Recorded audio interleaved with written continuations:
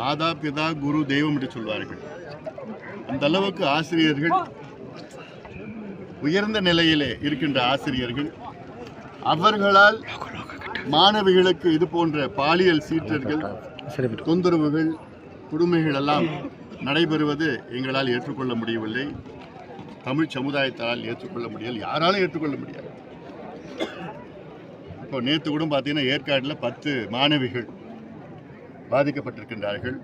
கிருஷ்ணகிரி போச்சம்பள்ளி பகுதியில் கடந்த வாரம், அதற்கு முன்பு திருச்சியில் மணப்பாறை பகுதியில், கடந்த வாரம் நம்முடைய வேலூர் மாவட்டத்தில் ரயிலில் ஒரு கர்ப்பிணி ஒரு பெண்ணை தள்ளிவிட்டு, இது இப்படியெல்லாம் கொடுமைகள் நடைபெற்று கொண்டிருக்கிறது. இதை தமிழக ஆட்சியாளர்கள் பார்த்து கொண்டு தான் இருக்கின்றார்கள். காரணம், இது செய்கின்றவர்களுக்கு எந்த பயமும் இல்லை. பயம் வருகின்ற வகையில் பல கடுமையான சட்டங்களும் நடைமுறைகளும் கொண்டு வர வேண்டும்.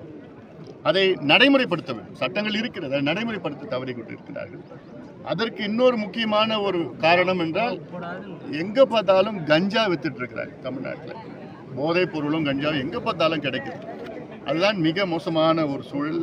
மது, அதை பற்றி பேசுவதற்கு, அதை நம்ம முதலமைச்சர் தொலைக்காட்சியில் வந்து இந்த போதை பழக்கத்தை அகற்றுவோம், இதெல்லாம் தீர்ப்போம் என்றெல்லாம் வசனம் பேசிகிட்டு இருக்க. அது அந்த அந்த விளம்பரம் வரப்போ பார்த்தாலே எனக்கு அசிங்கமாக இருக்கு.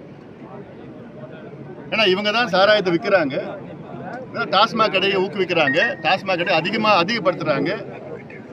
ஆனால் அப்படியே அதே முதலமைச்சர் விளம்பரத்துக்காக போய் போதை, மதுவும் தான் ஒரு போதை. போதை பொருட்கள் மட்டும் போதை கிடையாது, மதுவும் தான் போதை. அதனால் எவ்வளோ கோடிக்கணக்கான குடும்பங்கள் அழிஞ்சிருக்கிறாங்க.